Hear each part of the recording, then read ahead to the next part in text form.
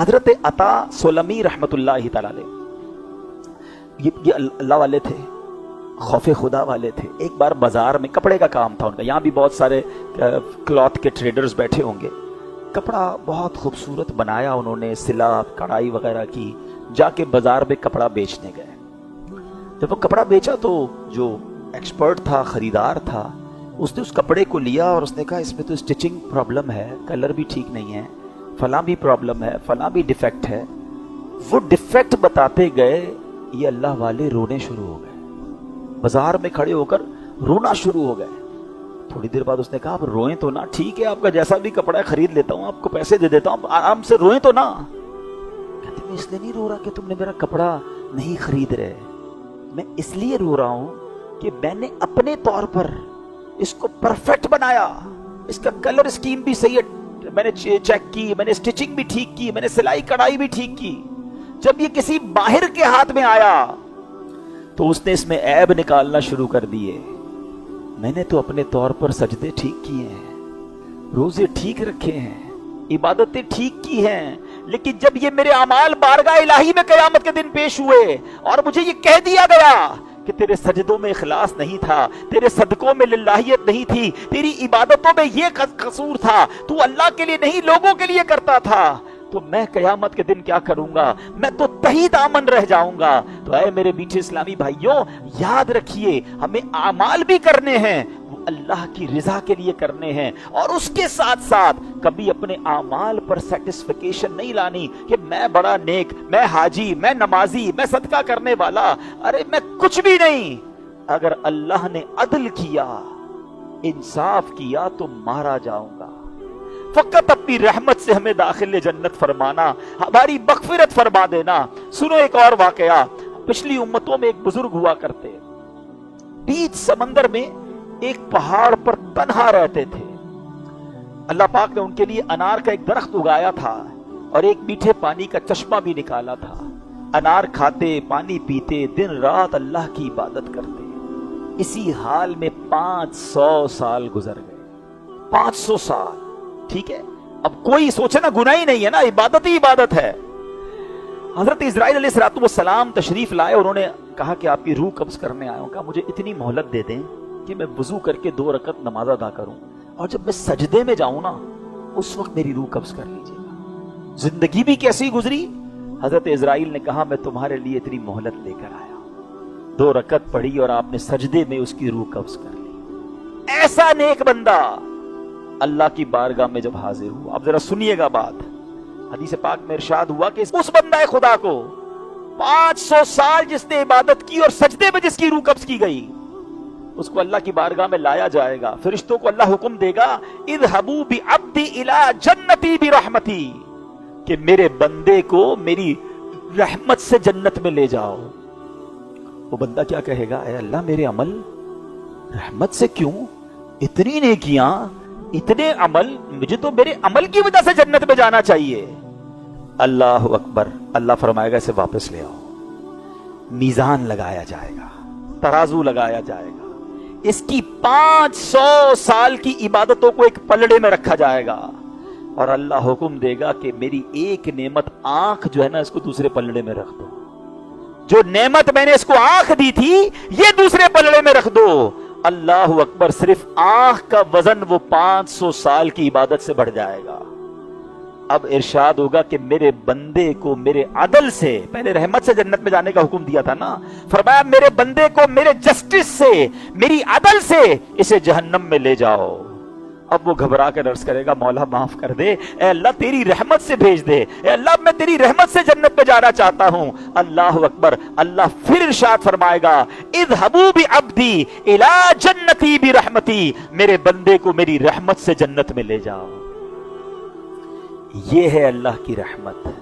वरना अल्लाह ने नेमतें इतनी दी है ना, हम सर सजदे से सारी जिंदगी ना उठाएं तो एक नेमत का भी हम शुक्र अदा नहीं कर सकते।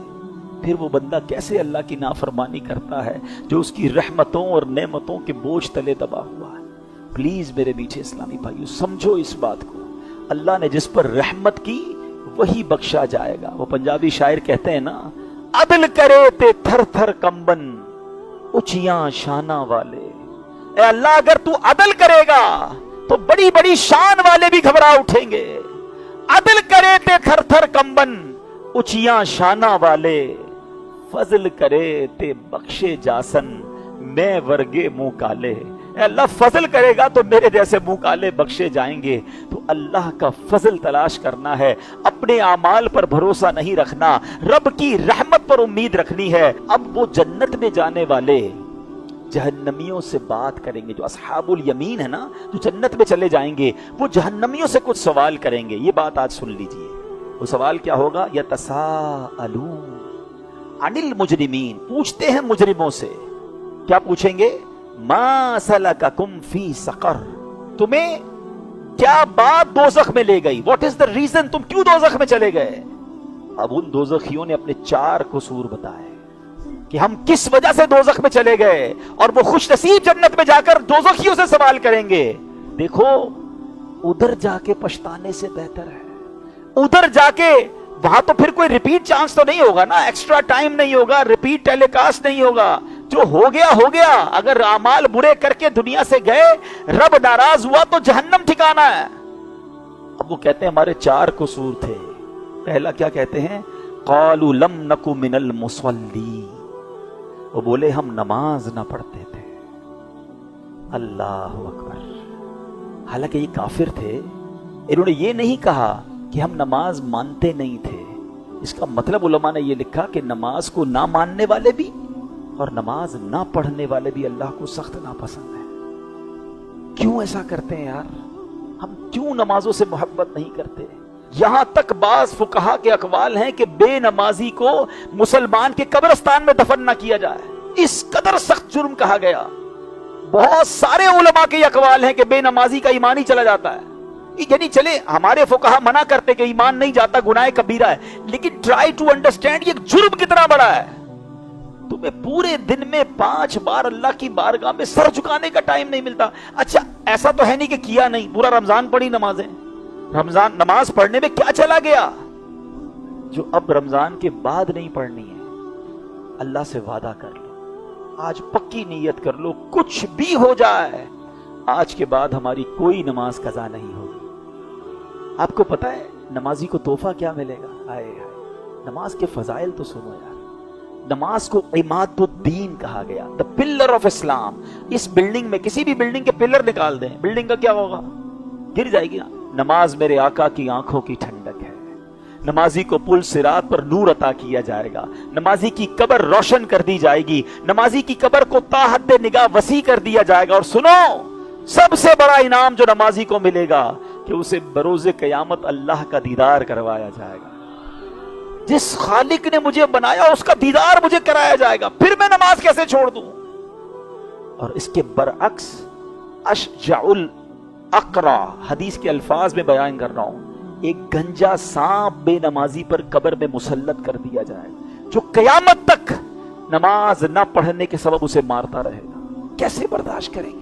کیا فائدہ اتنے بڑے بڑے گھروں کا, اتنے پیارے بیڈ رومز کا اور اتنے خوبصورت باتھ روم کا, جس قبر میں جانا ہے اگر وہ سانپ اور بچھو ہے تو بیکار ہے یہ گھر. ارے دنیا میں اللہ نے اچھے گھر دیے, اب قبر بھی اچھی بنانے کی فکر کرو نا, کہ میں مروں تو ادھر بھی چین سے رہوں. سب سے پہلا فرض نماز ہے, سب سے پہلی بڑی نیکی نماز ہے. لوگ کہتے ہیں وظائف بتاؤ, کیا خوبصورت بات میرے پیر و مرشد فرماتے ہیں. فرماتے مسلمان مرد بالغ کے لیے سب سے بڑا وظیفہ 5 وقت کی نماز ہے. نماز پڑھنی نہیں اور وظائف پوچھنے, پہلا وظیفہ نماز ہے. تو آج نیت کر کے جانا ہے. اور سنو, بے نمازی کے بارے میں میرے آقا فرماتے ہیں, نبی پاک علیہ الصلوۃ والسلام نے اپنے دونوں ہاتھوں کو اس طرح ملا کر بتایا.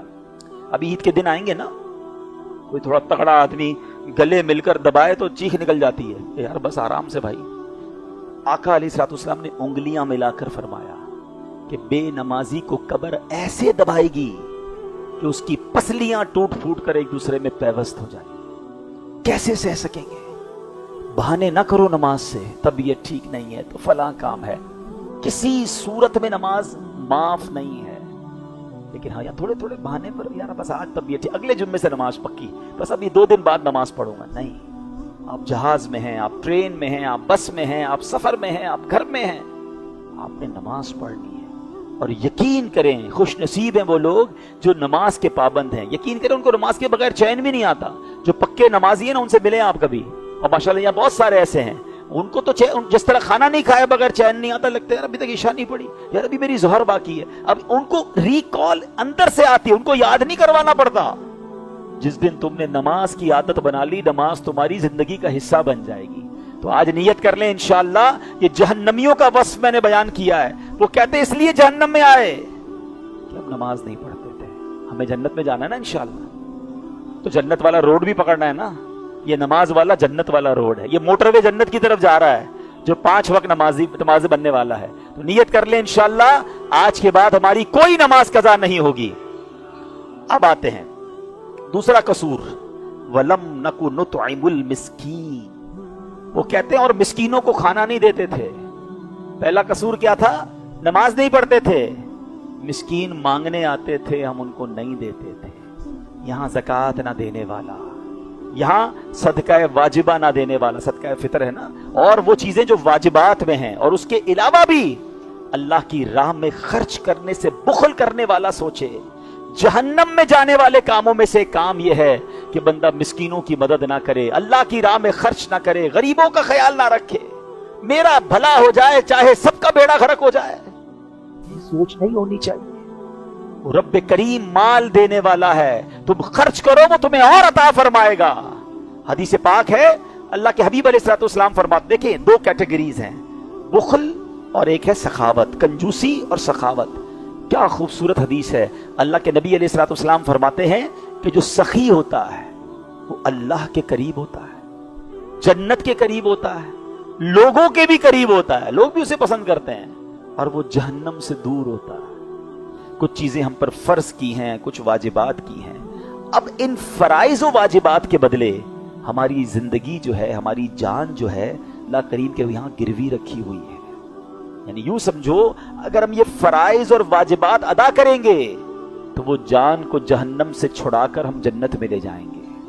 اور جو اس کو نہیں چھڑا سکے گا, جو اپنے اعمال ٹھیک نہیں کرے گا, اپنے رب کو راضی نہیں کرے گا, تو جان تو گروی رکھی جا چکی ہے, اب اس کو چھڑوانا ہے اللہ کو راضی کر کے. اب سمجھ رہے, قرضہ دے کر اپنی پراپرٹی واپس لینی ہے, اپنی جان جہنم سے چھڑوانی ہے. قرآن کہہ رہا ہے کہ ہر جان گروی رکھی ہوئی ہے. مگر آج کس کو فکر ہے اپنے قرضوں کی, اپنے ڈیٹ کی, اپنے اکاؤنٹس کی فکر تو ہم کرتے ہیں, یار اتنے دینے ہیں, اتنے لینے ہیں. کبھی یہ سوچا کہ یہ جان بھی واپس لینی ہے؟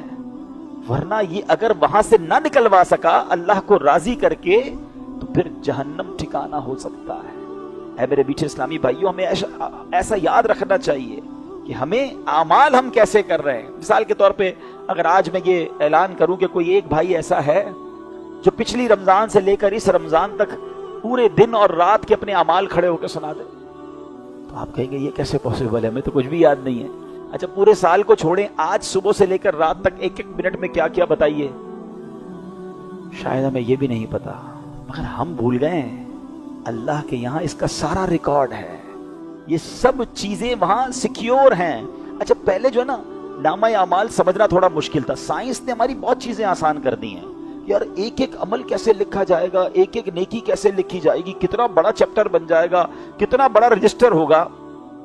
جب سے یہ موبائل کمپنیوں والوں نے بل بھیجنا شروع کیے, جس کو ڈیٹیل بل چاہیے ہو, کبھی کبھی آپ کو بھی آیا ہوگا کہ ایک ایک کال کتنی منٹ کی, کدھر سے انکمنگ کال آئی, انہوں نے پورے اس مہینے کا ہمیں رزلٹ نکال کے دے دیا.